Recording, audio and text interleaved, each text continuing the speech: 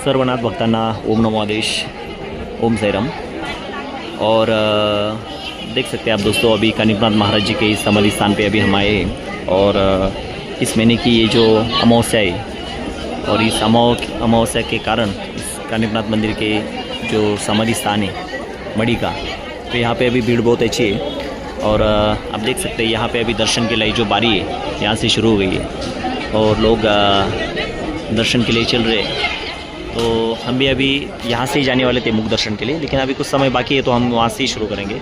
उस जगह से हमें जाना है, तो इसमें से 2-3 राउंड करने के बाद फिर हम इसके ऊपर से फिर समाधि मंदिर के अंदर जाएंगे।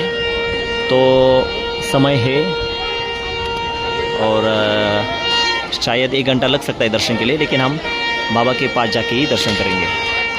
तो चलो फिर वीडियो पे बने रहिए, हम आगे जाके दिखेंगे आपके बाबा के जो दर्शन है कानिकनाथ महाराज जी के ऊपर जाके। ओके, चलो सभी भक्तों को ओम नमो आदेश, ओम साई राम। फिर मिलेंगे यार, वीडियो देखते रहना।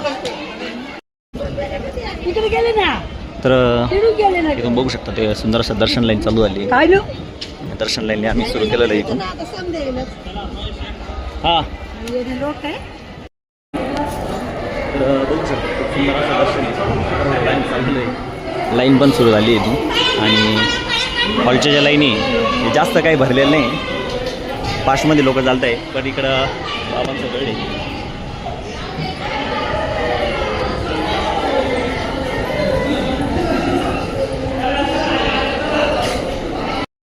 आपल्याला जायचं आहे पुढं, तो परत एकूण लाईन तर चालूच आहे, लोक पण चालत आहे। आणि बराचसा जे आहे दर्शन लाईन ही सुटेबल असल्यामुळं इथं गर्दी होण्याचं जास्त कारण नाही। आणि गडावरती पण तुम्ही बघू शकता खूप सुंदर अशी व्यवस्था केलेली आहे मडीच्या।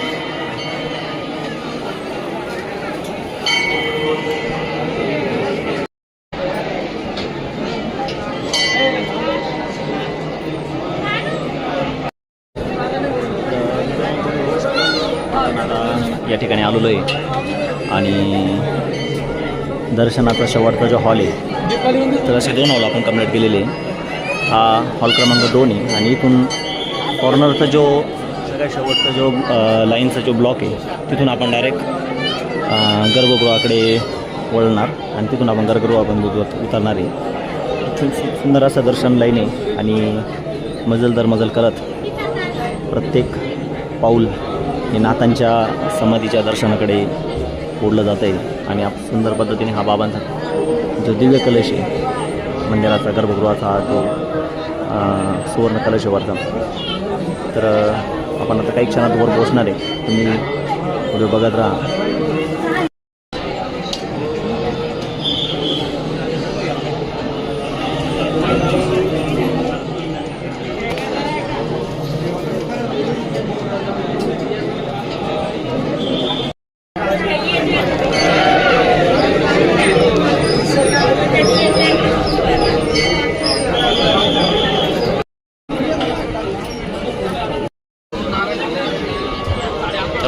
आपल्याला आता खाली जायचं आहे।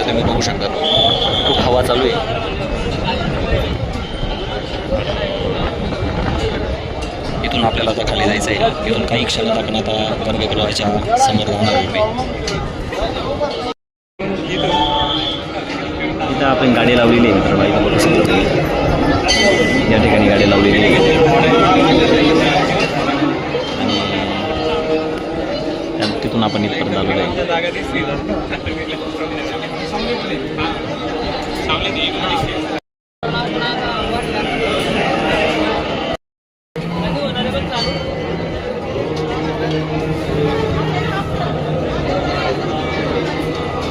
आणि फायनली बाबांच्या दारात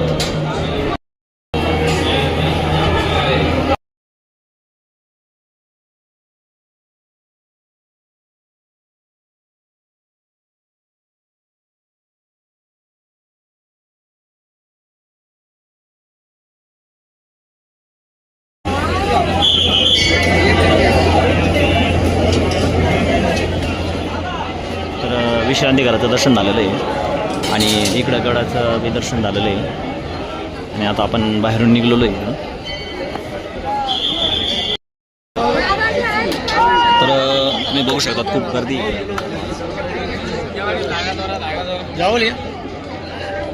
आणि गर्दी असल्यामुळं काहीच करू शकत नाही. दर्शन लाईन चांगलं झालं आज अमावस्यानिमित्त. थांब एक दर्शन लाईन तर चांगलं झालेलं आहे. साधारणतः अर्धा तास लागला आम्हाला, 30-35 मिनटं लागले दर्शनासाठी. आणि दर्शनाची पण व्यवस्था खूप सुंदर आहे. दर्शन लाईन काही मोठी नाही, फक्त बघताना असं वाटतं की खूपच लाईन असेल, पण जर लाईननी गेली तर प्रशासन खूप सज्ज आहे गर्दी मेंटेन करण्यासाठी. तर सुंदर असं दर्शन होतं, काही काळजी करू नका तुम्ही त्याबद्दल. हां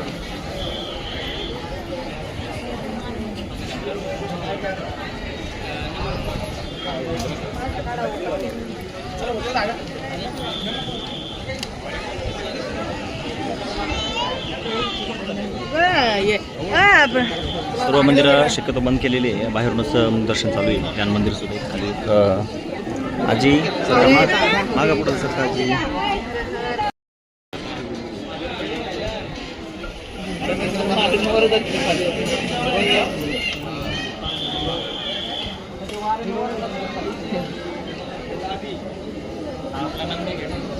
हां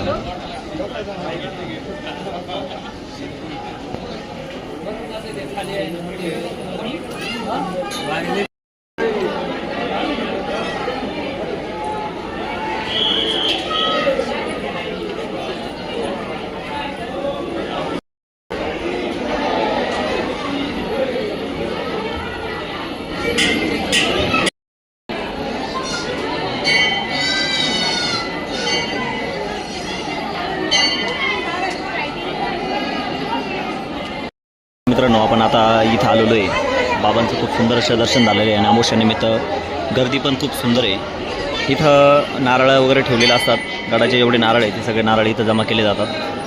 आणि दर्शन लाईन तुम्ही बघू शकता, तिथं फक्त मुखदर्शन लाईन खाली जे आहे, आपण ज्या या कमानीच्या आतून जे येतो आपण त्या कमानीच्या आतून आल्यानंतर आपल्याला इथून फक्त मुखदर्शन होतं. इथून आपण टर्न होतो बाहेर.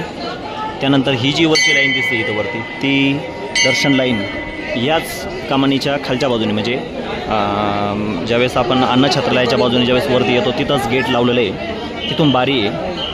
त्या बारीतून आपण ज्यावेळेस येतो त्यावरती आपल्याला या सगळ्या प्लॅटफॉर्मवरून वगैरे असं दर्शन करून आपण इथं वरती.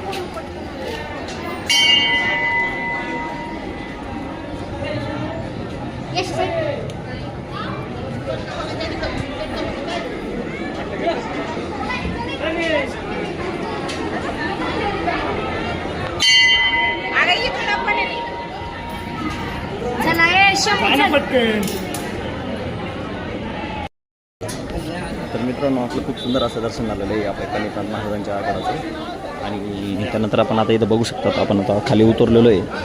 इथून मुखदर्शन लाईन आहे आणि पलीकडून खूप ऊन असल्यामुळं सर्वजण मिक्समध्ये जात आहे. पलीकडून मुखदर्शनची लाईन पण येते, आम्ही बाहेर पण पडतो आहे. या बाजूनी खरं तर काहीतरी सुविधा करायला पाहिजे होती, पण हरकत नाही.